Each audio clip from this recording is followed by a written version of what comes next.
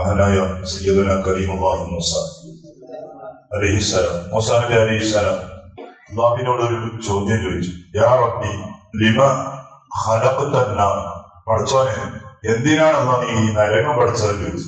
നരകം പഠിച്ചോണ്ട് ഞമ്മ പ്രയാസത്തിലായി. നരകം പഠിച്ചതുകൊണ്ട് ഞമ്മ ഈ പള്ളിയിലേക്ക് ഇങ്ങനെ ഓടിയെത്തിരിക്കും. മൂസാ നബിന്റെ ചോദ്യം, എന്തിനാണ് പഠിച്ചോനെ നീ നരകം പഠിച്ചത്? അപ്പോ അതിന് മഹാനായ മൂസാ നബി അലൈഹിസ്സലാമിനോട് അല്ലാഹുവിന്റെ മറുപടി, ഇങ്ങനത്തെ കുറെ ചോദ്യങ്ങൾ മൂസാ നബി അലൈഹിസ്സലാമും അല്ലാഹുമായിട്ടുള്ള സംഭാഷണത്തിന്. കാരണം നമ്മള് നബി കഴിഞ്ഞാൽ ഏറ്റവും കൂടുതൽ ഉമ്മത്തുകൾ ഉണ്ടായിരുന്ന മൂസാ നബി കഴിഞ്ഞു. ഖുർആൻ നോക്കിയാൽ കൂടുതൽ നമ്മുടെ റസൂലുള്ളാഹി തങ്ങളുടെ പേര് പറയുന്നതിന് കൂടുതൽ പേരുള്ളത് മൂസാ നബിന്റെ പേര്. 300 ചില്ലാണ് പറയുന്നത്, ഓർമ്മ ശരിയാണെങ്കിൽ കുറെ പ്രാവശ്യം മൂസാ നബി അലൈഹിസ്സലാമിന്റെ പേര് ഖുർആനിൽ പറഞ്ഞിട്ടുണ്ട്. അപ്പൊ അങ്ങനെ കുറെ ചോദ്യങ്ങളും മറുപടികളും ഞാൻ പറഞ്ഞില്ല, പ്രാക്ടിക്കലായിട്ട് ക്ലാസ് പഠിപ്പിച്ചിട്ടുള്ള ഒരു മറുപടി കൊടുത്തു. അപ്പൊ ഈ ചോദ്യത്തിന് മൂസാ നബി അലൈഹിസ്സലാമിന് എന്താ കൊടുത്ത മറുപടി എന്താ പറയുക? മൂസ, നിങ്ങൾ നെല്ല് കൃഷി ചെയ്യണമെന്ന് പറഞ്ഞു. നെല്ല് കൃഷി ചെയ്യാൻ വേണ്ടിയിട്ട് മൂസാ നബി അലൈഹിസ്സലാമിനോട് അല്ലാഹു പറഞ്ഞു. കാരണം മൂസാ നബി അലൈഹിസ്സലാം ഒറ്റടിക്ക് കൊടുക്കുന്ന മറുപടിയാണ്. അപ്പൊ നെല്ല് കൃഷി ആയിട്ട് അതിനെല്ലാം പാകപ്പെടുമ്പോ പണിയെത്തലുണ്ട്. അപ്പൊ അതുവരെ വെയിറ്റിംഗ് ആണ്, മറുപടി കൊടുത്തില്ല. അങ്ങനെ കൃഷി ചെയ്തു. മൂസാ നബി അലൈഹിസ്സലാം കൃഷി ചെയ്തു. നെല്ല് കൃഷി ചെയ്താൽ പിന്നെ നമുക്കത് ഉപയോഗിക്കണമെങ്കിൽ അതിനെ അരിയാക്കണ്ടേ? അത് വേണ്ട പോലെ അതിന് ചെയ്യണം, അല്ല വേണ്ട പോലെ ചെയ്യും. അപ്പൊ അതിന് കുറെ നെല്ലിനെ അരിയാക്കുമ്പോ അതിൽ കുറെ ഐറ്റങ്ങളുണ്ടാവും. വേറെ ഒന്ന് ഉപയോഗിക്കുന്ന അരി ഉണ്ടാവും, പിന്നെ എന്താണ് തവിട് എന്ന് പറഞ്ഞിട്ട് കിട്ടും, അല്ലെ? പിന്നെ ഉമ്മി എന്ന് പറഞ്ഞ് നമ്മുടെ നാട്ടിൽ പറയുന്നത് എന്താ ഉമ്മി എന്ന് പറഞ്ഞിട്ട് ഒരു ഐറ്റം കിട്ടും. അതെന്തോ കാണാം, എന്തെന്തോ പറയാം, അല്ലെ? ഇതൊരു ഐറ്റം കിട്ടും. അപ്പൊ അതിന് വേണ്ട പോലെ ആക്കി ഉപയോഗിക്കേണ്ട സാധനമെല്ലാം എടുത്തു വെച്ച് കളയേണ്ട സാധനം ഈ ഉമ്മി, അതായത് കാളെന്ന് പറയുന്ന സാധനം, അതിനെ മൂസാ നബി അലൈഹിസ്സലാം ചാടി വേസ്റ്റ് പട്ടയും. അത് മൂസാ നബിയോട് ചോദിച്ചു, മൂസ എന്തിനാ ഇതിനെ അപ്പോഴത്തെ അടി? അതിനെ അപ്പോഴത്തെ യൂസ് ഇല്ലാത്ത ഉപയോഗമില്ലാത്തല്ലേ, എന്തിനും ഉപയോഗമില്ലാത്ത സാധനം വെച്ചിട്ടെന്താ കാര്യം? ഉപയോഗമുള്ളതന്നെ അടുത്ത് ഉപയോഗമില്ലാത്ത അപ്പൊ ഇട്ടത്. അന്ന് മൂസാ നബിയോട് പറഞ്ഞു, നീ അന്നൊരു ചോദ്യം ചോദിച്ചതല്ല, എന്തിനാ നരകം പഠിച്ചത്? അതിന്റെ മറുപടിയാണ് ഇപ്പൊ നീ ചെയ്തത്. അതെ, വേണ്ടതന്നെ നീ എടുത്ത് വേണ്ടാത്തതിന് എന്താണെന്ന് നീ ചാടിയില്ലേ? ഉപയോഗമില്ലാത്തതിന് ചാടില്ലേ? അതുപോലെ ഈ ലോകത്തിലുള്ള സൃഷ്ടികളൊക്കെയും എന്റെ ഒരു സമ്പാദ്യമാണ്. ആ സമ്പാദ്യത്തിൽ വേണ്ടതിനൊക്കെ ഞാൻ എടുത്തോളൂ. വേണ്ടതിന് നല്ല സ്വർഗം കൊടുത്തിട്ട് സ്വർഗം പഠിച്ചെന്തിനും ചോദിച്ചില്ല, ചോദിച്ചതിന് നരകം പഠിച്ചെന്നിരുന്നാണ്. ഭയങ്കര അതാപും തീയും പാമ്പും തേവരും ഭയങ്കര ഉള്ള ഒരു ലോകം ഈ നരകം. ഈ എന്തിനാ പഠിച്ചോളെ നീ പഠിച്ചത്? സ്വർഗത്തെ കുറിച്ച് ചോദിച്ചില്ല.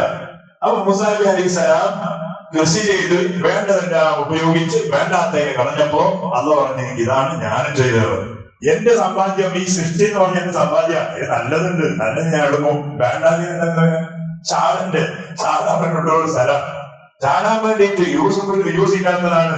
അപ്പൊ അതിന് വേണ്ടിയിട്ടാണ് ഞാൻ നരകം പഠിച്ചത് എന്ന് പ്രാക്ടിക്കലായി അത് സയ്യിദുനാ മൂസാ നബി അലൈഹിസ്സലാമിനോട് അല്ലാഹു പഠിപ്പിച്ചത്. അപ്പൊ അല്ലാഹു എന്തുണ്ട്? അതിന് അവകാശമുണ്ട്.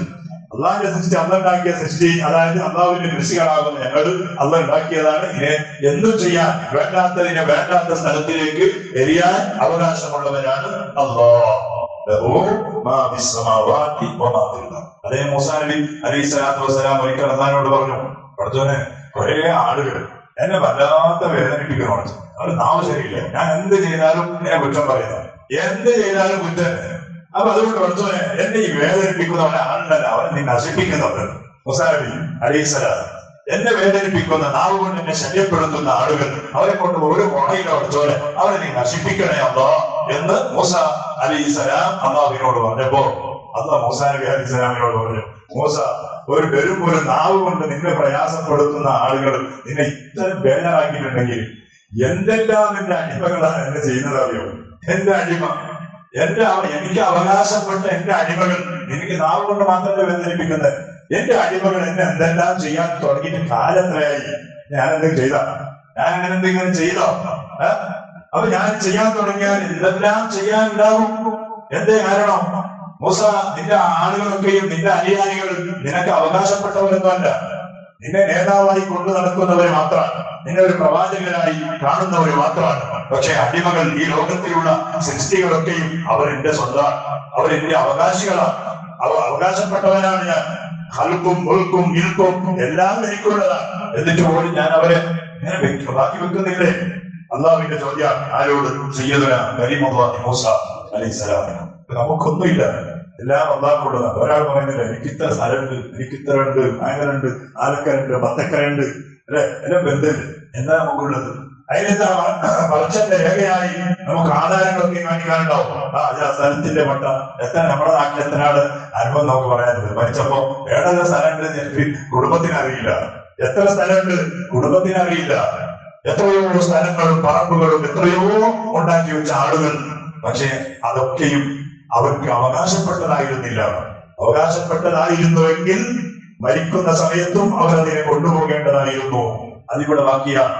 അതുകൊണ്ടാണ് സയ്യിദുനാ റസൂലുള്ളാഹി സ്വല്ലല്ലാഹു അലൈഹി വസല്ലം തങ്ങൾ പറഞ്ഞു, ഈ ഭൂമി എനിക്കുള്ളതാണ്, എന്റെ സ്വന്തമാണ് എന്ന് ഒരാൾ ഒരു ഭൂമിയെ കുറിച്ച്, ഒരു സെന്റിനെ കുറിച്ച് പറഞ്ഞാൽ ആ ഭൂമി അവനെ കൊടുത്തുന്നതാണ്. ആ ഭൂമി അവനെ കൊടുക്കുക തന്നെ ചെയ്യും.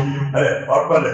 എത്ര ആളുകളുണ്ട് ഭൂമിന്റെ മുകളിൽ നടന്നിട്ട് പറയുന്നത് ഇത് എന്റേതാണെന്ന്. അപ്പൊ ഭൂമി പറയും ഇത് നിന്റേതല്ലടോ, നീ എന്റേതാണല്ലോ.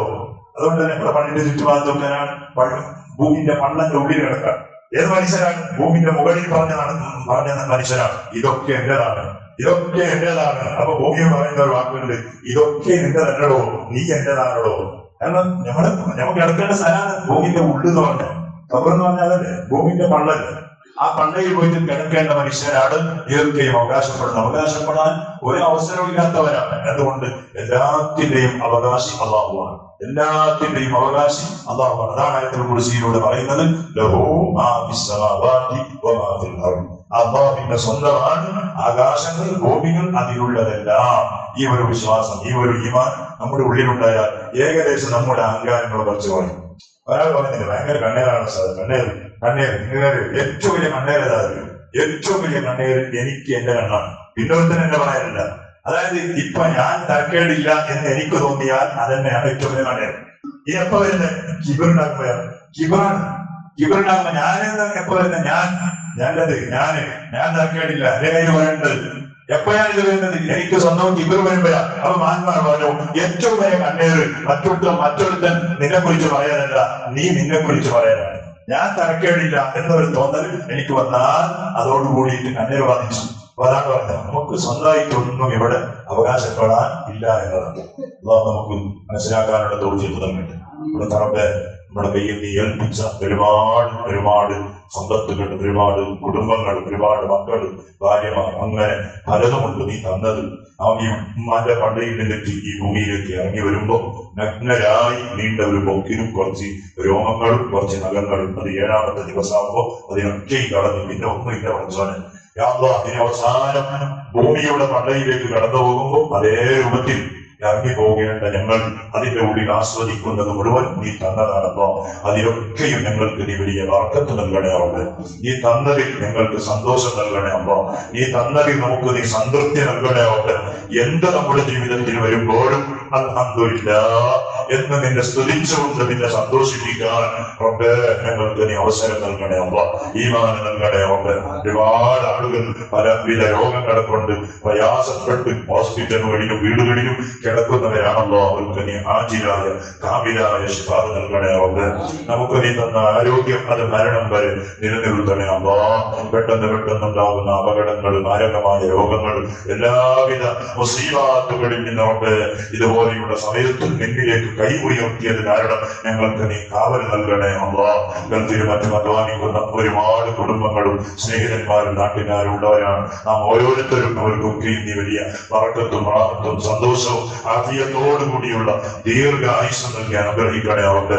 അല്ലാഹ് ഈ സദസ്സിലുള്ളവരിൽ പലരും പലവിധ ജോലി ചെയ്യുന്നവരാണല്ലോ, പലരും പലവിധ ബിസിനസ് ചെയ്യുന്നവരാണവർക്ക്. ഈ നാട്ടിലുള്ള ഒരുപാട് ആളുകൾ പല രൂപത്തിലുള്ള ജോലികളിലും അതുപോലെ കച്ചവടങ്ങളിലും കടലിലും കരയിലും അധ്വാനിക്കുന്നവരാണ്. ഓരോരുത്തരുടെ അധ്വാനത്തിന് അർഹമായ ബർക്കത്തും ഖൈറും നീ ചോദിച്ചു കൊടുക്കണേ അല്ലാഹ്. നമ്മുടെ സുബഹിസ്കാരത്തിന്റെ ജമാഅത്തിൽ എപ്പോഴും പങ്കെടുക്കുന്ന 2 ആളുകൾ ഇന്ന് ചെറിയ ഒരു ചായക്കട തുടങ്ങുന്ന വലിയ ഒരു ബർക്കത്ത് ആഗ്രഹിച്ചുകൊണ്ട് തുടങ്ങുന്നതാണ്. പടച്ചോനെ പള്ളിന്റെ അടുത്തായാലും ജമാഅത്തും കാര്യങ്ങളൊക്കെയും തെറ്റും അത് ഒരിക്കലും നഷ്ടപ്പെടൂല എന്ന നിയത്തോടു കൂടി തുടങ്ങുന്ന അവരുടെ ആ കച്ചവടത്തിൽ വലിയ ബർക്കത്ത് നൽകണേ അല്ലാഹ്. വലിയ റാഹത്ത് നൽകണേ അല്ലാഹ്. സന്തോഷം നൽകണേ അവർക്ക് എല്ലാ രൂപത്തിലും അല്ലാഹ്. ഞങ്ങളെയും അവരെയും ഈ പൊരുത്തം പൊരുത്തപ്പെടുന്ന അടിമകളായി സ്വീകരിക്കണേ അല്ലാഹ്. മരിച്ചുപോയ കുടുംബങ്ങൾക്ക് മഗ്ഫിറത്തും മർഹമത്തും നൽകി അവരുടെ ബർസഖിയായ രോഗം നീ വിജയത്തിലാക്കണേ അല്ലാഹ്. ബിഹഖി സയ്യിദിനാ മുഹമ്മദി സ്വല്ലല്ലാഹു അലൈഹി വസല്ലം. ഹസ്ബുനല്ലാഹു വനിഅമൽ വകീൽ. നിഅമൽ മൗലാ വനിഅമൻ നസീർ. ونعم الوكيل. نعم المولى ونعم النصير. حسبنا الله ونعم الوكيل. نعم المولى ونعم النصير. صلى الله على محمد صلى الله عليه وسلم. صلى الله على محمد صلى الله عليه وسلم. صلى الله على محمد صلى الله عليه وسلم.